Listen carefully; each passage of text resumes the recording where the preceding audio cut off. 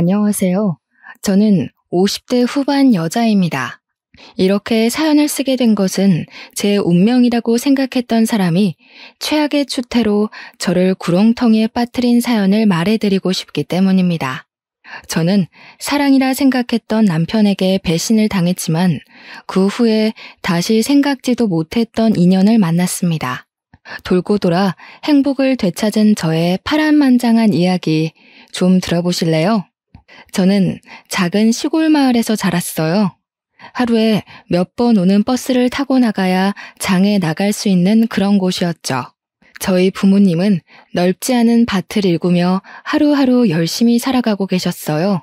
저희 가족의 삶이 180도 바뀐 것은 연락이 끊겼던 고모 할머니를 만나면서부터입니다.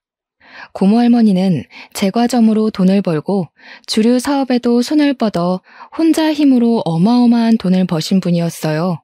고모 할머니는 결혼을 안 해 자손이 없었죠. 고모 할머니가 검은 승용차를 타고 저희 집에 왔던 그날이 아직도 기억납니다. 그날 이후 저희 집은 읍내에 볕 잘 드는 2층 집으로 이사를 했습니다. 아빠는 농사를 정리하고 읍내에 금은방을 여셨죠. 새 집에 사는 건 좋았지만 한편으론 새로운 생활이 답답하게 느껴지기도 했어요. 읍내로 이사 간 지 1년쯤 되었던 어느 날이었어요. 저는 하굣길에 집으로 가지 않고 시골로 가는 버스를 잡아탔어요. 어느 순간 저도 모르게 버스에 올라 있었죠. 그런데 버스에서 웬 남자애가 말을 거는 게 아니겠어요? 그 남자애는 어릴 때부터 자주 같이 놀던 동네 친구 수호였습니다. 야, 너 미희 아니냐? 너네 집 이사 가고 잘 지내는지 궁금했는데 여기서 이렇게 만나네. 근데 너 되게 이뻐진 것 같다. 너희 부모님은 잘 계시지? 아, 너네 형이랑 누나도 다시 와서 공부한다면서? 새 집에서 사니까 좋냐? 어떻게 한 번을 안 놀러 오냐? 근데 너 어디 가는 거야? 수호잖아. 웬일이야. 까까머리 중학생 됐네. 와, 벌써 1년이나 됐네. 난 뭐 새 집에서 사는 건 좋은데 그냥 좀 답답하달까? 예전 동네가 자꾸 생각나더라고. 너네랑 같이 놀던 것도 생각나고. 야, 근데 너 내 소식 궁금했다는 거 거짓말이지? 궁금했으면 편지라도 보내지 그랬어. 그 뒤로 저는 가끔 수호와 함께 버스를 타고 고향 마을에 가서 또 다른 추억을 만들었죠. 그러다가 저희가 중3이 되던 봄이었어요. 어느 날 시내에서 수호를 마주쳤어요. 저는 반갑게 손을 흔들며 인사를 했는데 그날따라 수호 표정이 안 좋은 겁니다. 무슨 일 있냐고 물어도 말을 안 하던 수호는 아버지가 몸이 많이 안 좋으시다는 얘기를 털어놨어요. 수호네 아버지는 예전부터 기침을 많이 하셨는데 최근 들어 기침이 심해지고 앓아 눕는 날이 많아졌다는 거였습니다. 읍내 병원에 가봤더니 더 큰 병원에 가봐야 할 것 같다고 했다는 거예요. 그런데 집안에 돈이 없으니까 당사자부터가 치료할 의지가 없다는 거였습니다. 저는 그날 처음으로 아빠에게 부탁이란 걸 해봤어요. 수호네 아버지가 많이 아픈 것 같은데 좀 도와줄 수 없겠냐고요.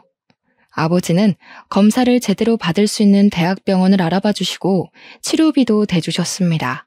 한 동네에서 가족같이 살던 사람들인데 모른 척할 수 없다면서요. 검사 결과는 안타깝게도 폐암이었습니다. 병원 치료에도 별로 차도를 보이지 못했죠. 수호 어깨가 축 처져 있는 걸 보니 마음이 아프더군요. 그렇게 1년이란 시간이 또 흘렀어요. 그런데 어느 날 수호가 저희 학교 앞에 찾아온 게 아니겠어요? 저한테 고맙다는 말을 하는데 웬일인지 애가 입술을 꼭 깨물면서 말하더군요. 미희야, 너한테는 정말 뭐라고 할 말이 없다. 너희 집에 빚진 거 내가 어른 되면 꼭 다 갚아줄게. 우리 가족 도와줘서 정말 고마워. 내가 커서 돈 벌면 꼭 너랑 너희 아버지에게 보답할게. 우리 수연이도 내가 꼭 공부시켜서 너희 가족한테 보답하라고 할 거야. 야, 너는 무슨 말을 그렇게 섭섭하게 하냐? 우리 사이에 빚 같은 게 어딨어. 우리 아빠도 가족이다 생각하고 도와주시는 거라 했으니까 신경 쓰지 말고 아버지 낫게 할 생각이나 해.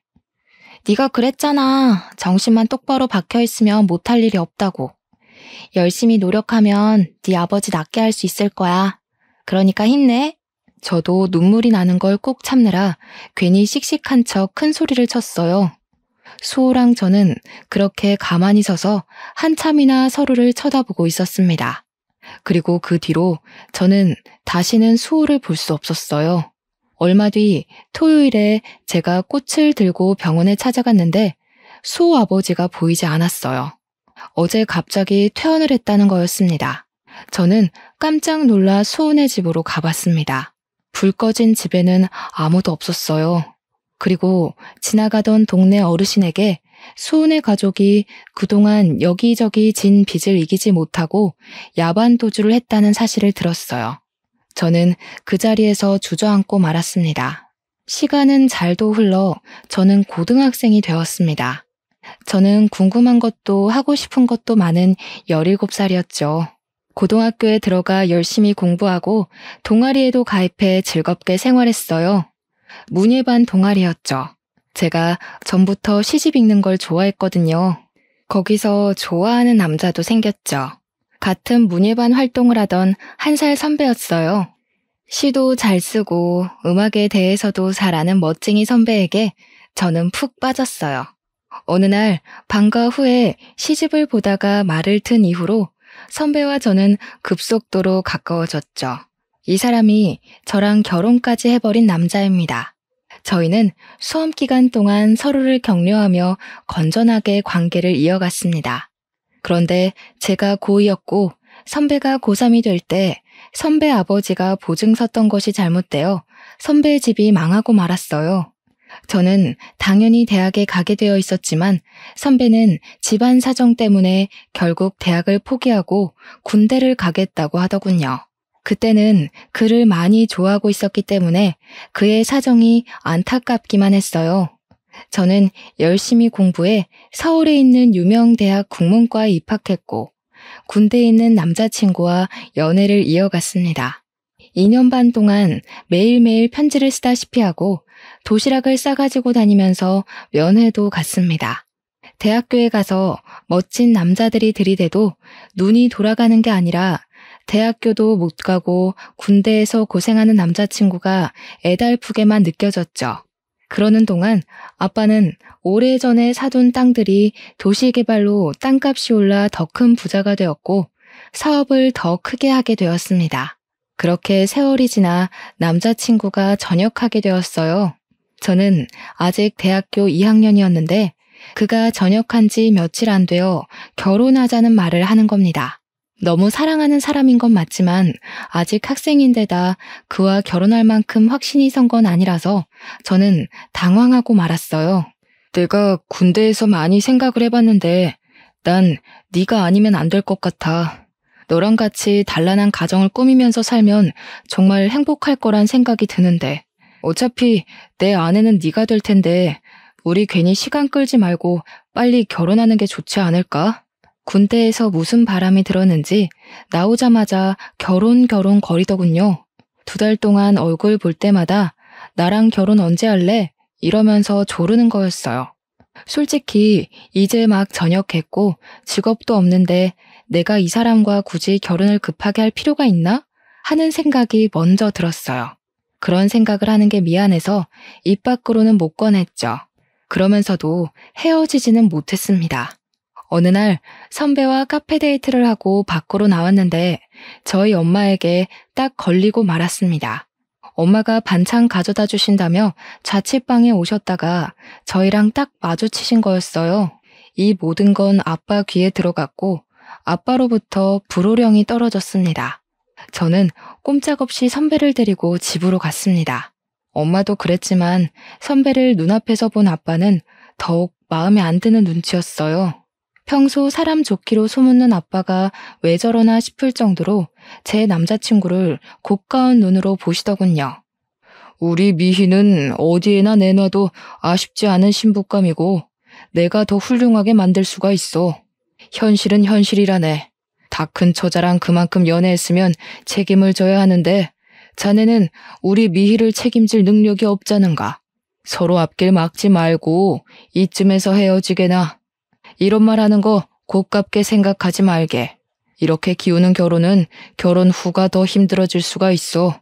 연애라는 게 누가 반대하면 더 애틋해지는 법이잖아요. 저는 부모님이 그럴수록 선배와 헤어지고 싶지 않다는 마음이 강해졌어요. 자식 이기는 부모 없다고 하죠. 제 쇄고집에 저희 부모님도 두 손 두 발을 다 들어버렸어요. 지금 생각하면 그때 아빠 말을 들었어야 했어요. 문제는 시어머니를 처음 만난 자리에서 이미 시작되었습니다. 졸업반이었던 저는 유명 출판사에 취직이 결정된 상태였고 남편은 배달 일을 하며 근근히 살고 있었어요.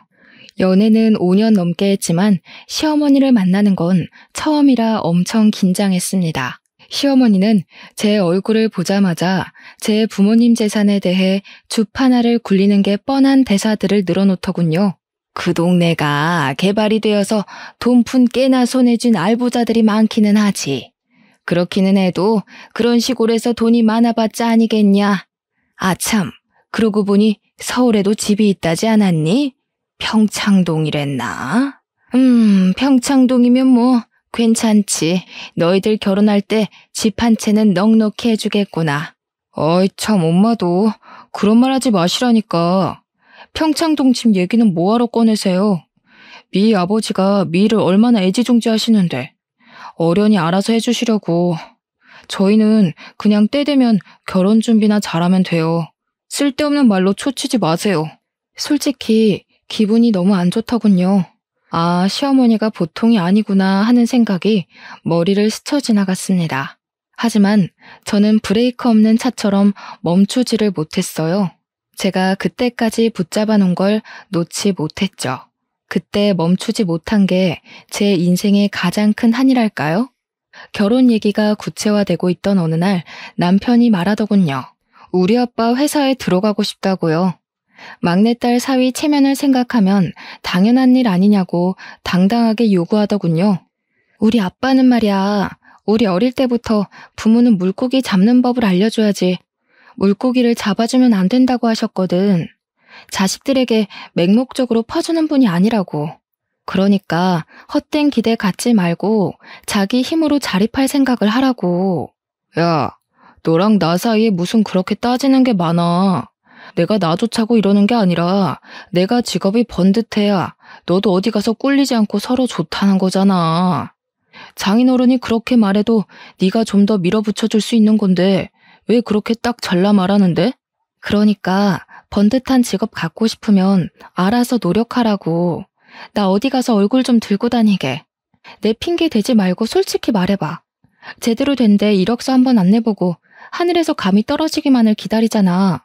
결혼 허락도 어렵게 받았는데 괜히 아빠 뿔나서 결혼 뒤집게 만들지 말고. 네가 그렇게 인정머리 없는 앤지 정말 몰랐다. 실망이야. 남편이 하는 말도 기분 상하는데 시어머니까지 전화해서 저를 닥달하더군요. 너는 애가 왜 그렇게 생각이 없니? 네가 결혼할 남편인데 주영이 말 들어보니까 완전 남말하듯 말했더구나. 주영이가 대학 못 간 게 지금도 나는 한이다. 요즘 같은 세상에 대학 못 나오면 무시당하기 십상인데 직업이라도 번듯해야 되지 않겠니? 이제 한 가족인데 주영이가 너희 아버지 회사 들어가면 누이 좋고 매부 좋고 남보기도 좋고 얼마나 좋니? 어머니, 저희 부모님 진짜 어렵게 설득했어요. 저희 아빠 자격 없는 사람한테 회사 안 물려준다고 저희 언니, 오빠한테도 함부로 자리 안 주시는 분이세요. 지금 주영 씨 회사에서 꽂아달라는 말 나오면 무슨 수를 써서라도 결혼 뒤집어 엎으려고 하실 거라고요. 참네. 무슨 놈의 집안이 잘나면 얼마나 잘났다고 그렇게 유세를 떨어? 그래봤자 너희 집도 농사나 짓던 집안 아니냔 말이야. 꼬박꼬박 말대답하는 본세가 싹수 없는 게 이제 보니 부전여전이구나. 어차피 결혼하는 거 사위한테 폼나게 한 자리 떡 하니 주는 게 사돈되는 예의지.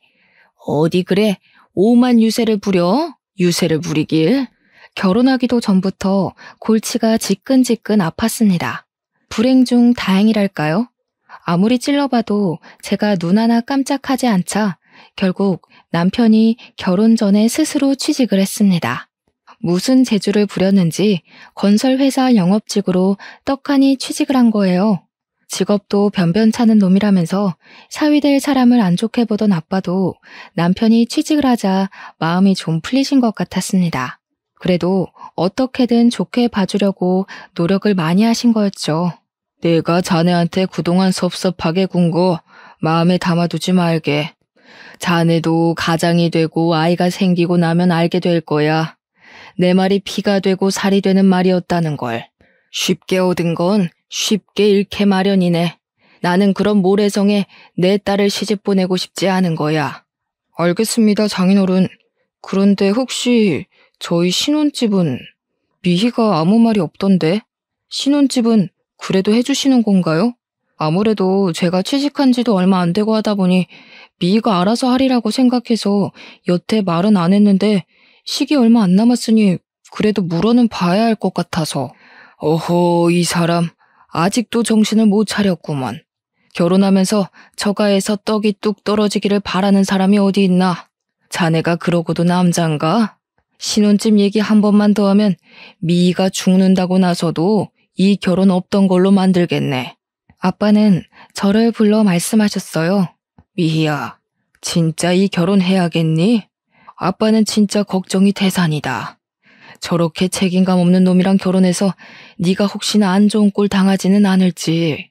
결혼식이 한 달 앞으로 다가온 시점이었죠. 솔직히 말해서 그 시점에서는 청첩장도 다 돌렸겠다. 결혼을 돌린다는 건 있을 수 없는 일처럼 보였어요. 너무 걱정하지 마세요, 아빠. 그 사람 말만 그렇게 하지. 또 자기 할 일 알아서 하는 거 보셨잖아요. 제가 앞으로 그런 생각 못하도록 잘 얘기하고 보필할게요. 원래 그런 사람 아닌데 집안 형편이 갑자기 힘들어져서 그런 거니까 조금만 이해해 주세요. 아직 경험이 적어서 그렇지 지금까지처럼 제가 옆에 있어주면 잘 헤쳐나갈 수 있는 사람이라고 생각해요. 아빠의 걱정스런 얼굴을 뒤로하고 저는 결혼식을 올렸습니다. 신혼생활은 나름대로 즐거웠어요. 시어머니가 틈만 나면 귀따갑게 불평하는 것만 빼면요. 아이고, 어떻게 된 놈의 집안이 예의란 건 밥 말아 처먹었다니? 이게 날로 먹겠다는 거지 뭐야. 딸내미 시집 보내면서 빈손으로 보내는 놈의 집안이 어디 있어? 농사나 짓던 상놈의 자식들이어서 그런가 우리가 지금 이렇게 없이 산다고 무시하는 거지 뭐야. 내가 이 수모는 죽어도 잊지 않을 테니 두고 봐라. 저기요, 어머니. 저 빈손으로 오지 않았어요. 그래도 저희 엄마가 결국에는 혼수 최고급으로 다 마련해 주셨잖아요. 저희 언니랑 오빠도 막내 동생 결혼하는데 그냥은 안 시킨다고 많이 도와주셨고요. 솔직히 둘 다 취직한 지 얼마 되지도 않았는데 저희 형편에 이만큼 하고 사는 것도 감지덕지죠. 감지덕지? 참네. 내 기가 막히고 코가 막혀서 있는 것들이 더하다더니 딱 그 짝이구만. 막내딸 결혼하는데 평창동 집을 내줘도 모자랄 판에. 뭐? 감지덕지? 내가 말했지?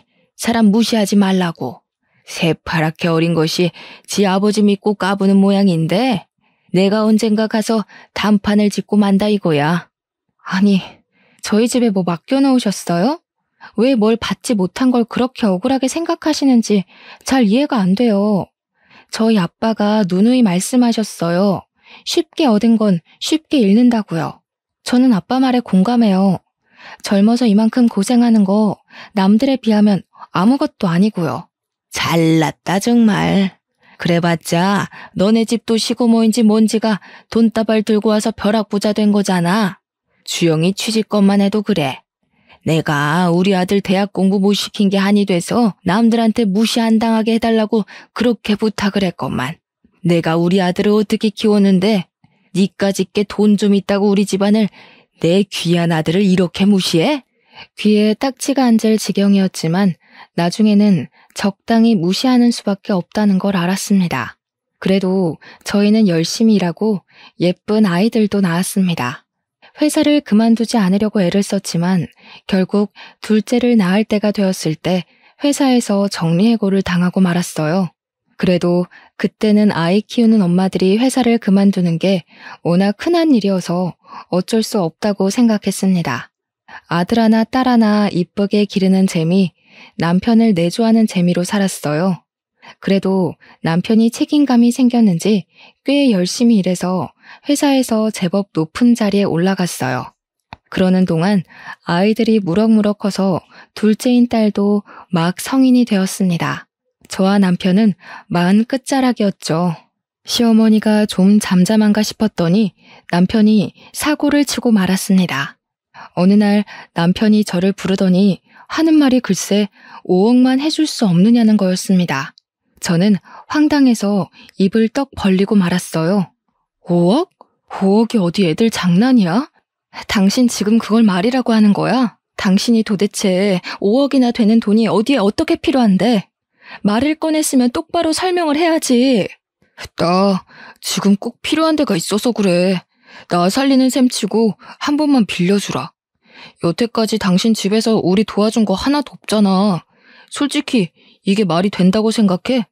친구들은 처가가 잘 사니까 우리도 처가 덕보고 돈 걱정 하나도 없이 사는 줄 아는데 나는 허구한 날 돈돈거리면서 살았다고. 우리 집 덕을 하나도 못 봤다고? 좀 잠잠하다 했더니만 덕을 못 보긴 왜 못 봐. 당신 용종 수술할 때 수술비, 준영이 유럽 여행 갈 때 여행비, 이번에 세영이 대학 등록금까지 아빠랑 언니 오빠들이 알게 모르게 다 내주고 있는 건 왜 입을 싹 닦아 왜? 그 정도로는 만족이 안 돼? 결국 큰돈을 뜯어야 속이 시원하다는 거야? 아니 그게 아니고 당신 집이 그렇게 부잔데 나는 돈에 죽고 돈에 울면서 치사하게 살아왔다 이거지.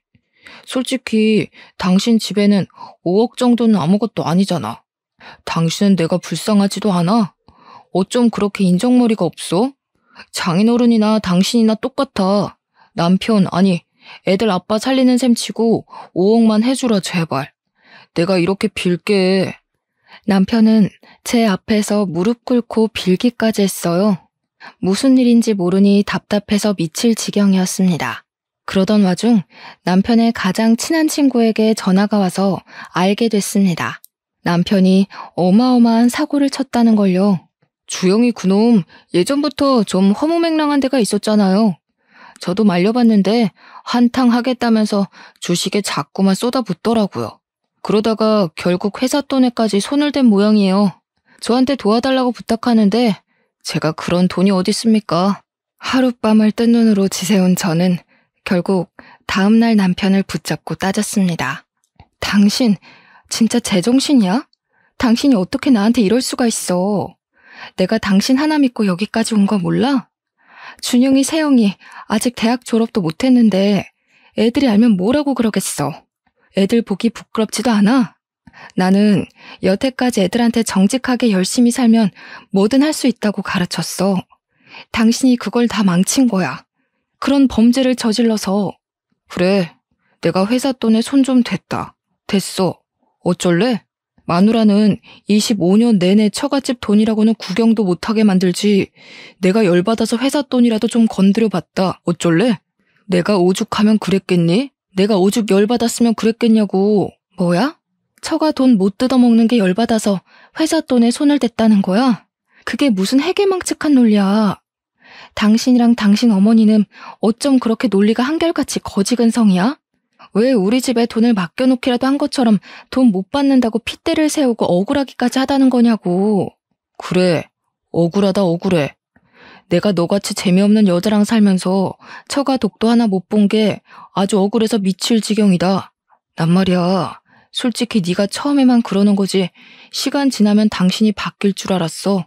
부잣집 아가씨니까. 내가 벌어오는 쥐꼬리만한 월급 가지고 쪼개고 쪼개면서 살림 꾸릴 줄 누가 알았냐고. 이럴 거면 내가 당신이랑 왜 결혼해?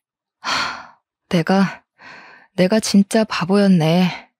당신 같은 남자 믿고 열심히 살아온 내가 지금은 저 사람이 못나게 굴어도 힘들어서 그러는 거다 하면서 어떻게든 이해해 주려고 애쓴 내가 바보였어. 그날 저는 남편에 대한 모든 희망을 버렸습니다. 그러거나 말거나 남편은 매일같이 자기 좀 살려달라고 저를 닥달했어요. 모르는 체 하고 싶었지만 아빠가 감옥이라도 가면 애들이 받게 될 충격이 두려워 결국 아빠에게 도움을 청했습니다. 아빠, 준영이 아빠가 지금 좀 일이 생겼나 봐요. 보증을 잘못 써가지고 그걸 얼른 갚아야 하는데 혹시 아빠가 조금만 도와주시면 안 될까요? 그런 놈이랑 결혼해서 아빠한테 이런 부탁까지 해야 한다는 게 치가 떨렸지만 애들을 생각하면 가만히 있을 수가 없었습니다. 그런데 아빠는 제 말을 듣고도 별 말씀을 안 하셨어요. 나중에 알게 된 거지만 그때 아빠 사업이 어려워져 부도 위기에 몰린 거였어요. 게다가 엄마가 나에게 말을 못 하셨는데 아빠는 가난 말기라는 선고까지 받은 상황이었죠. 그때 아빠 마음이 얼마나 딱하셨을까요? 저는 뒤늦게 그 사실을 알고 아빠를 붙잡고 펑펑 울었습니다. 그리고 남편은 곧 싸늘해졌습니다. 저희 아빠 회사가 어려워졌다는 걸 알게 된 거죠. 그 이유를 곧 알게 됐습니다. 저한테는 말도 안 걸던 사람이 이제는 대놓고 어떤 여자와 통화를 하더군요. 그 여자는 남편이 고객을 접대하려고 자주 데려갔던 룸살롱의 사장이었습니다. 남편이 일 때문에 룸살롱에 드나든다는 건 알고 있었지만 영업하는 사람이니 어쩔 수 없기도 하고 크게 걱정하지는 않았어요. 남편이 자기는 그런 여자들 더럽기만 하다면서 거저 줘도 안 먹으니 걱정 말라고 큰 소리를 쳤거든요. 그런데 알고 보니 남편은 그 더럽다는 여자랑 군대에 있을 때부터 그렇고 그런 사이였던 거였습니다. 이 새벽에 어딜 가서 안 들어오나 하고 베란다로 나가보니 남편이란 작자는 스피커까지 켜놓고 룸살롱 마담이랑 통화하고 있었습니다. 저는 조용히 휴대폰 녹음기를 켜서 그 통화를 녹음했어요. 혜은아, 나는 진짜 너밖에 없어. 마누라는 아무짝에도 쓸모가 없어.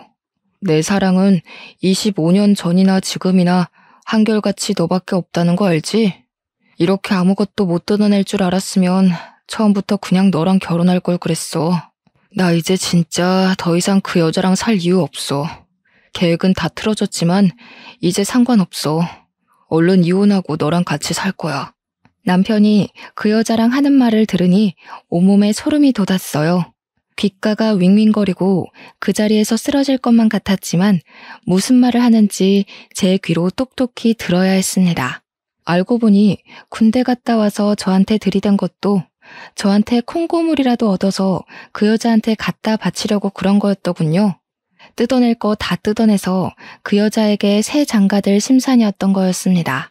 아니, 그 여자는 자기 남편이 감옥 가게 생겼다는데도 아무것도 안 해준다는 거야? 나 같으면 내 장기를 팔아서라도 어떻게든 돈을 마련해주겠다. 자기는 어떻게 그런 여자랑 25년이나 살았어? 그러게나 말이야. 그 옆엔 내가 다른 건 몰라도 애들을 끔찍하게 생각하는 사람이니 애들 아빠가 감옥 가게 생겼다고 하면 아빠를 팔아서라도 뭐라도 해줄 줄 알았지. 괜히 거짓말해준 홍석이한테만 미안하게 됐지 뭐야. 하여튼 그 옆엔 애도 독한 여자라니까. 아, 됐어. 자기, 나 돈 많이 버는 거 몰라? 5억? 그까짓 돈 나 하룻밤에도 버는 사람이야. 그 옆엔 애랑은 차원이 다르다고. 자기 하나 정도 책임지는 거 일도 아니니까 걱정 말고 나한테 와. 이제 나도 자기랑 좀 편하게 쉬고 싶네. 역시 능력 있는 여자가 좋구먼. 집에서 바가지 긁을 줄이나 아는 옆엔 애랑은 차원이 다르지 그럼. 거리 오머니 최고라니까. 내가 처음부터 알아봤어야 하는 건데. 다음날 아침 저는 뻔뻔하게 식탁 앞에 앉은 남편에게 밥 대신 어젯밤 통화의 녹음을 틀어줬습니다. 독한 년. 네가 그딴 식으로 하니까 너한테 정을 줄래도 줄 수가 없는 거야. 치가 떨리는 년. 더 이상 내려갈 바닥도 없었습니다. 그래도 아이들 아빠이기에 그때까지도 저는 끝장을 보고 싶지는 않았어요. 고민하다 시어머니를 찾아갔습니다. 당신 아들의 쓰레기 짓을 밝힐 생각이었습니다. 그런데 시어머니가 자기가 먼저 선수를 치는 게 아니겠어요? 너희 집 망했다면서? 그렇게 유세 부리더니 꼴 좋지 뭐야. 내 그럴 줄 알았다니까. 우리 아들 도와주지도 못하는 며느리는 이제 필요 없다 이거야. 솔직히 너한테 볼 게 돈 많은 친정밖에 더 있었니? 우리 주영이는 훨씬 더 능력 있는 여자 만날 수 있다고 내가 누누이 말했지? 능력 있는 새며느리 들어오면 나야 좋지. 당신 아들이 그래요? 능력 있는 여자 새로 만날 거라고? 그래. 능력 있는 커리우먼 만난다길래 내가 그러라 그랬다. 진즉에 그랬어야지. 인생에 하등도 안 되고 툭하면 바가지나 긁는 옆에 내를 뭐 좋다고 수십 년이나 데리고 살아? 지네 돈은 지네 돈이라고 움켜쥐고 한 푼도 안 주려고 부들부들 떨더니 잘 됐지 뭐. 이제 서로 갈 길 가면 되는 거 아니냐? 그 여자가 커리어머니라고요? 어머니, 그 여자 무슨 일 하는지 몰라서 그러시는 거죠? 당신 아들이 결혼 전부터 술집 다니면서 사귄 여자라고요. 자기 입으로 그렇게 더럽다고 저도 안 먹는다고 멸시하던 그런 여자라고요. 그래도 좋으시다는 거예요? 진짜 애들 아빠가 그런 여자랑 붙어 먹어도 괜찮으시냐고요. 아이고 참네. 요즘 같은 세상에 직업의 귀천이 어디 있나. 개같이 벌어서 정승같이 쓴다는 말이 괜히 있는지 알아? 그리고 너 그거 아니? 주영이 회사에 넣어준 것도 그 여자가 해준 거. 너는 아무리 부탁해도 안 들어준 걸 그 여자는 한 방에 해결해 준 거란다. 이제 무슨 말인지 알겠지? 알아들었으면 내 아들 앞길 막지 말고 썩 꺼지거라. 남편이 룸살롱 마담이랑 그렇고 그런 사이란 걸 안 순간부터 저한테 돈 뜯어내려고 그런 거짓말까지 꾸며냈다는 걸 알았을 때도 저는 어떻게든 이성을 잃지 않으려고 노력했습니다. 저는 엄마이고 저에게는 지켜야 할 가정이 있으니까요. 하지만 시어머니가 뱉어내는 천박한 말들을 듣고 있자니 인간적인 선을 넘지 않으려고 저 혼자 아무리 발버둥 쳐봐야 될 일이 아니라는 걸 깨달을 수밖에 없었습니다. 시어머니는 다 알고 있었던 거예요. 남편이 결혼 전부터 바람 피운 것부터 돈 뜯어내서 새장가 가려고 저랑 결혼한 것까지 그 어머니의 그 아들이라고 부끄러운지도 모르고 모든 걸 제 탓으로 돌리고 있더군요. 아픈 아빠한테는 사실대로 말할 수가 없었어요. 엄마에겐 말할 수밖에 없었지만 병원에 있는 아빠 모르게 이혼 소송을 준비했습니다. 김서방은 왜 안 오냐면서 할 말이 있다고 남편을 찾는 아빠 때문에 저는 입술을 깨물며 눈물을 참아야 했습니다. 그래도 이혼 소송은 제대로 진행되고 있었어요. 저를 우습게 여긴 남편이 조심성 없이 상간녀랑 통화한 덕에 남편 귀책 사유로 이혼 소송을 했죠. 아이들에겐 미안했지만 아이들을 위해서라도 그런 사람과는 연을 끊어야 했어요. 애들이 성인이긴 해도 아직 어렸지만 숨기려 해봤자 더 상처만 받을 것 같아 억지로 숨기려 하지는 않았습니다. 예상대로 아이들은 크게 놀라고 상처를 받았지만 그래도 상황을 냉정하게 파악하고 제 편을 들어주더군요. 아빠는 결국 돌아가셨습니다.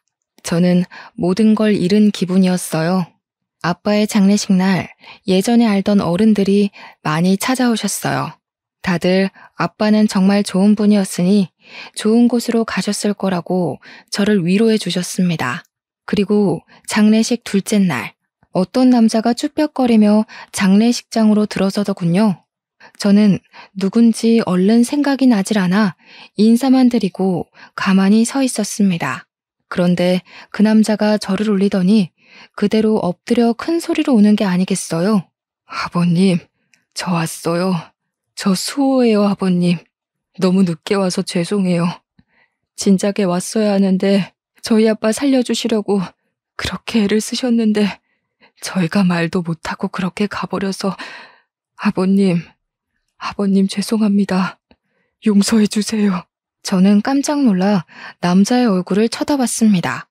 과연 까까머리 중학생일 때 봤던 수호의 앳된 얼굴이 그 남자 얼굴에 남아 있었습니다. 그동안 수호는 저희 집에 진 빚을 갚고 싶어서 열심히 노력했다고 했어요. 대학은 못 갔지만 공무원 시험을 봐서 20년 넘게 공무원으로 근무했다고 했습니다. 조금 살만해져서 이제는 아버님을 한번 찾아가 봐야지 했는데 하필이면 그때 사기를 당했어. 공무원 수입이야 뻔하잖니. 마음의 빚을 갚고 싶다는 생각을 평생 갖고 살았던 게 어리석은 선택으로 이어진 거야. 너무 힘들었어. 그래도 아버님 이렇게 돌아가실 줄 알았으면 그때라도 와봤어야 하는 건데 내가 또 평생 못 갚을 빚을 지고 말았구나. 에이, 수호야. 그건 가족처럼 생각해서 도와준 거니까 빚이라 생각 안 해도 된다고 아빠가 그러셨는데 평생 담고 있었다니. 너희 그렇게 가고 어떻게 지내는지 너무 걱정되고 궁금했는데 또 그런 일 당했다니 마음이 안 좋네. 그래도 여기까지 와줘서 고마워. 아빠도 가시면서 네 얼굴 볼 수 있어서 기뻐하실 거야. 그래도 그게 꼭 나쁜 일만은 아니었던 게 사기당하고 나서 퇴직하고 퇴직금으로 장사를 시작했거든. 심기일전해서 죽기 살기로 했더니 장사가 엄청 잘 되어가지고 지금은 빚도 다 갚고 얼마 전엔 제법 높은 건물도 하나 샀잖니. 이제라도 너희 가족한테 받은 거 돌려주려 했는데 너무 늦어버렸지만 너한테라도 오늘 갚고 싶다, 미희야.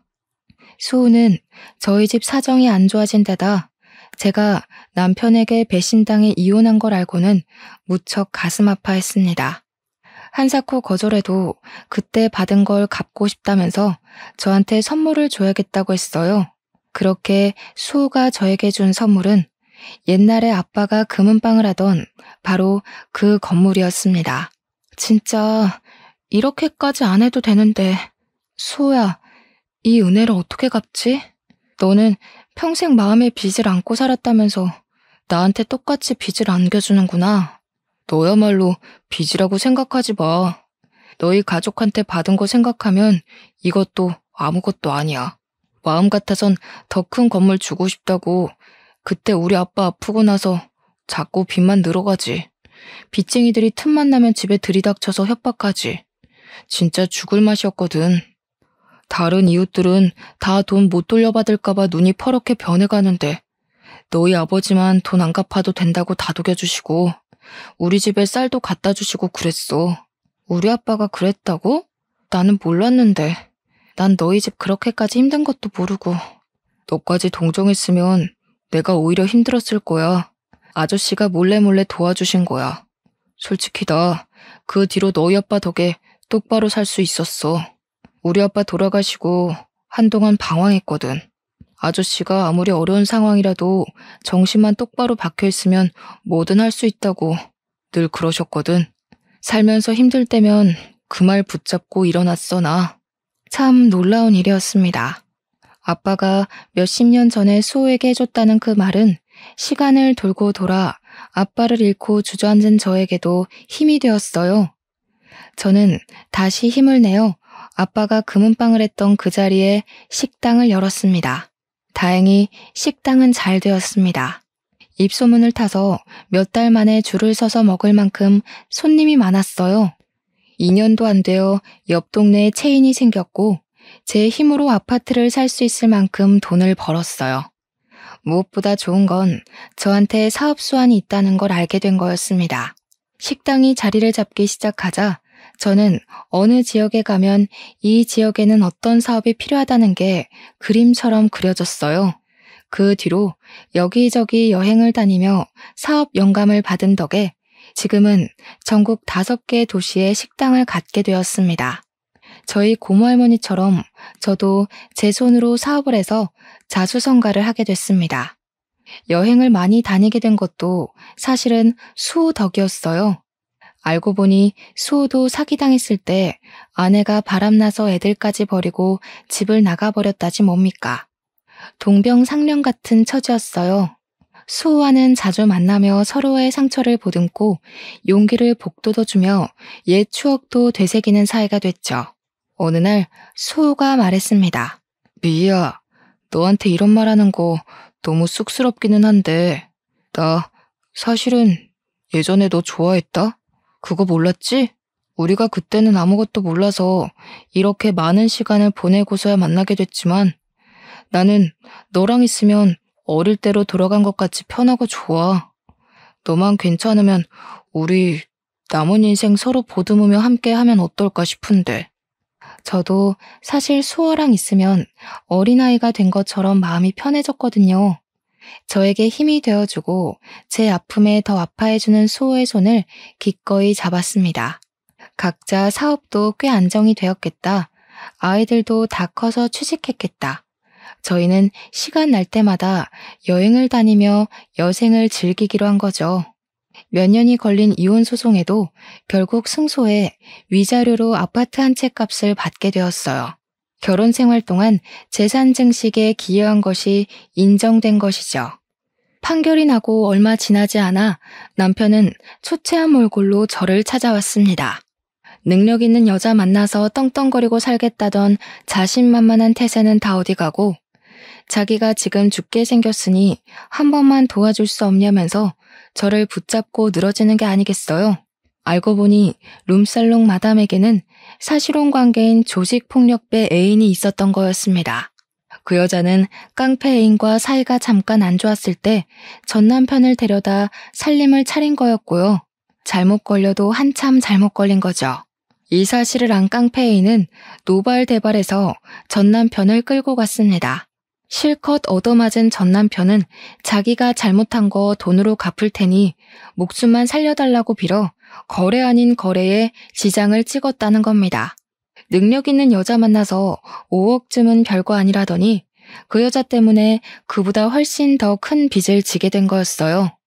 정말이지 내가 저런 어처구니 없는 남자랑 살았구나 하는 생각이 다시금 들지 않을 수 없었습니다. 이야, 내가 너한테 이런 말할 면목이 없는 거 아는데, 나도 아는데, 나 진짜 이거 안 갚으면 언제 어떻게 될지 몰라.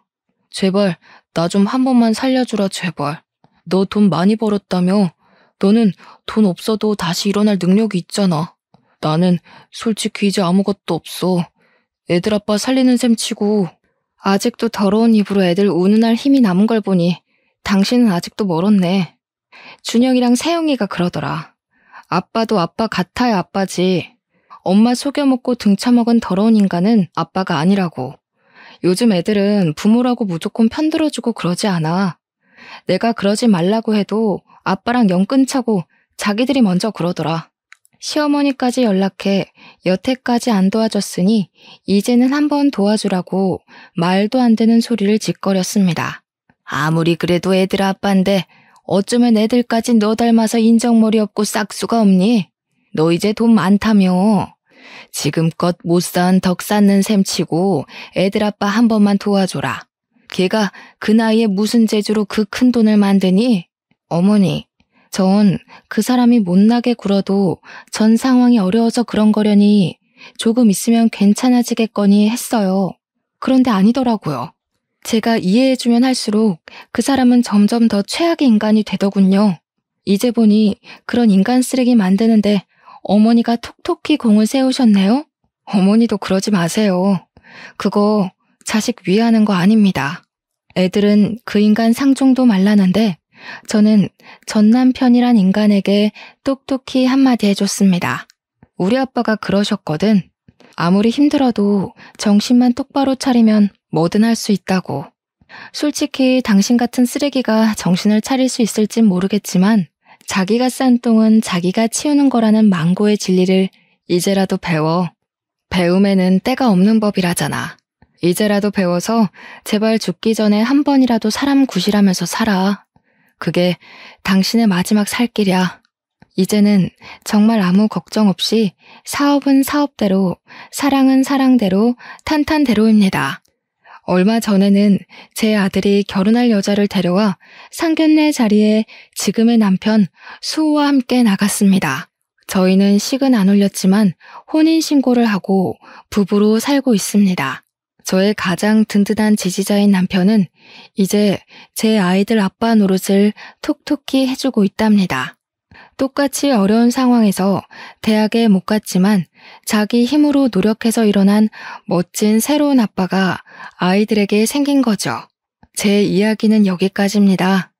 제 첫 결혼은 최악이었지만 지금은 정말 행복한 삶을 살고 있어요.